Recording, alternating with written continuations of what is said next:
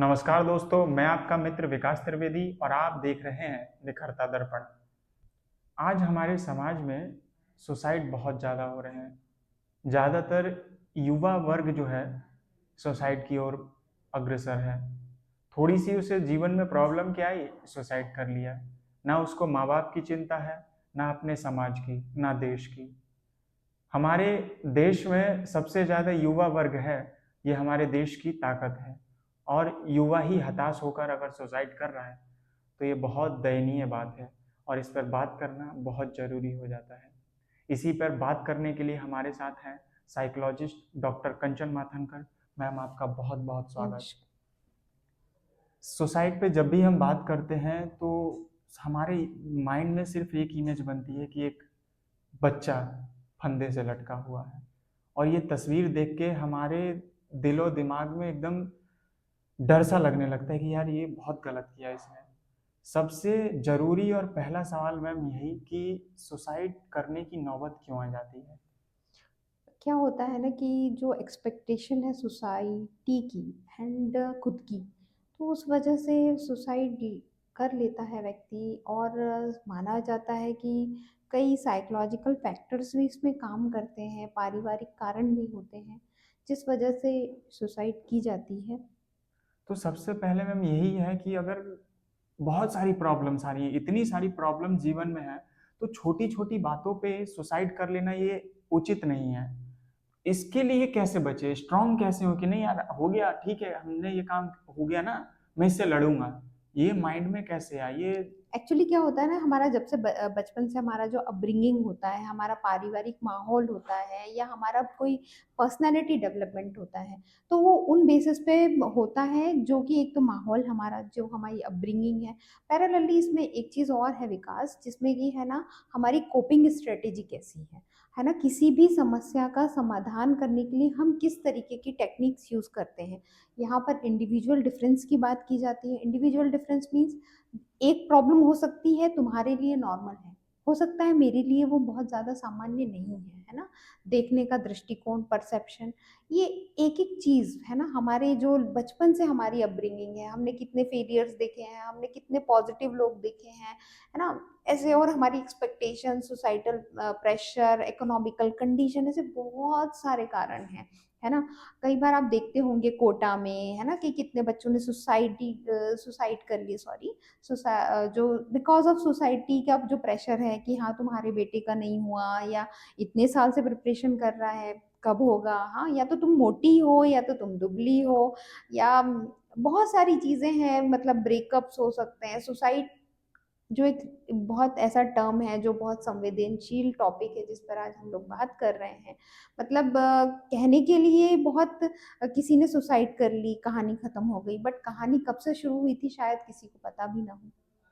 Suicide करने की सारी चीजें आप बता दी, आपने बता दी। सुसाइड ना कैसे करें, क्यों ना करें, सिचुएशन बन रही है तो उसको डील कैसे करें, ये मैं थोड़ा जानना चाहूंगा। देखिए, जहाँ मैंने आपसे विकास पहले भी बोला है कि कोपिंग स्ट्रेटेजी, आप किसी की समस्या को किस तरीके से देख रहे हैं, मतलब कोई भी समस्या है आपके जीवन में, उस समस्या को आप किस तरीके से देख रहे हैं, है ना। या ऐसा नहीं है कि देखो, जीवन में ऐसी कोई भी समस्या नहीं है जिसका हल नहीं है। अगर हम किसी से बात करें, है ना, तो बहुत सारी ऐसी चीजें हैं जिससे कि हम उस समस्या को समाधान कर सकते हैं। और कई बार समस्याएं ऐसी होती हैं जिनका समाधान नहीं किया जा सकता। मतलब कुछ चीजें हैं, कुछ प्रॉब्लम्स है जो लेके ही चलना है, तो हम उसके साथ जीने के तरीकों पर भी बात कर सकते हैं। अब साथ ही साथ ये है कि अगर किसी के थॉट ऐसे हैं, सुसाइड का क्या मेन कंसर्न क्या है कि व्यक्ति को स्ट्रेस हुआ, स्ट्रेस डिप्रेशन में कन्वर्ट हो गया, वो अकेला रहना स्टार्ट कर दिया, मतलब लोनलीनेस उसमें बहुत ज़्यादा आ गई है, कोई है नहीं आसपास जिससे वो अपनी बात रख सके, या जो लोग हैं भी, वो उसकी जो समस्याएं हैं उसका मजाक बनाते हैं। इस वजह से व्यक्ति सुसाइड करते हैं। और अगर ऐसा माहौल अगर उन्हें दिया जाए जहाँ वो अपनी बात बिना डरे रख सकते हैं, तो शायद सोसाइटी में हम सुसाइड के जो खबरें हैं उसको कम सुने। घर लेवल पे क्या करना चाहिए, उनके पेरेंट्स क्या कर सकते हैं कि मेरा बच्चा जो है सुसाइड ना करे? क्योंकि पता किसी को नहीं रहता कि मेरा बच्चा ऐसा कर सकता है। ऐसी सिचुएशन ही नहीं ना आ पाए इसके लिए पेरेंट्स को क्या करना चाहिए? देखिए पेरेंट्स तो कई बार है ना कोशिश करते हैं कि बच्चों को अच्छे से अच्छा माहौल दें, अच्छे से अच्छी चीज़ें दें और उस वजह से कई बार उनकी एक्सपेक्टेशन जो देते हैं ना, जो चीज़ें फैसिलिटी देते हैं, बच्चों से उनकी एक्सपेक्टेशन बहुत ज़्यादा हाई हो जाती है। तो पेरेंट्स को चाहिए कि बिना एक्सपेक्टेशन बच्चों को करने दो, वो जो कर सकते हैं वो बेहतर ही करेंगे। साथ ही साथ यहाँ पर पेरेंट्स का एक कंसर्न ये भी है होना चाहिए कि बच्चे को मौका दे। अगर वो फेल होता है या कोई चीज़ गलत कर लेता है या हो सकता है उससे कोई गलती हो गई है, चाहे वो बहुत बड़ी भी है, तो उन्हें बस एक बात बार-बार दिखाएँ कि आप जैसे भी हो, जो भी हो, बट हम आपके लिए हमेशा हैं, हर सिचुएशन में हैं। तो ये किसी भी बच्चों के लिए एक मेंटल स्ट्रेंथ देती है। आपने बात मतलब सारी सही कही, लेकिन फिर भी हम देखते हैं कि बच्चे और पेरेंट्स के बीच में जो गैप आ जाता है बताने का, जैसे अगर मान के चलिए गर्लफ्रेंड बॉयफ्रेंड भी लेते हैं, क्योंकि ज़्यादा केसेस ये होता है उसने मुझे छोड़ दिया, उसने मुझे धोखा दे दिया, सुसाइड कर लिया। अब ये तो दोस्त को भी नहीं बता सकते, दोस्त को बताएंगे तो वो अलग ही खिल्ली उड़ाएंगे, यार तेरे को धोखा देके चली गई। तो इसके डर से वो कहीं बताता नहीं, और घर पे बताएगा तो अलग से माँ बाप कहेंगे कि यार तू वहां पढ़ने गया था कि ये करने गया था। तो जब माँ बाप और हाइपर हो जाते हैं कि तू ये सब क्या कर रहा है, तो बच्चा और ज्यादा स्ट्रेस में चला जाता है। तो वो मतलब कहानियां ज्यादा उलझती ही जाती हैं सुलझने की बजाय। तो इस मैटर में माँ बाप को क्या करना चाहिए? देखिए, सबसे पहले तो बहुत दुखद बात है कि अगर आप अपनी बात अपने माता-पिता के साथ नहीं रख पा रहे हैं। हो सकता है कि आपने ऐसा ब्रेकअप या प्रेम संबंध आपका किसी जीवन में आ गया है कोई, तो एज़ अ पेरेंट्स सोचना चाहिए कि क्या जब आप उस उम्र में थे, तो आपसे ऐसी गलतियाँ नहीं हुई हैं? अगर नहीं हुई हैं, तो आप हाइपर होइए, पर ऐसा मैं नहीं मानती और जनरली सामान्यतः किसी न किसी को किसी न किसी से प्यार होता है। हो सकता है कि बोला नहीं हो कहानी शुरू नहीं हुई हो, बट ये एक सामान्य सी बात है कि आप किसी को पसंद कर रहे हैं। और अभी सोसाइटी में धीरे-धीरे एक चीज़ एक्सेप्टेंस आ गई है कि अपोज़िट अट्रैक्शन होते हैं, रिलेशनशिप होती है।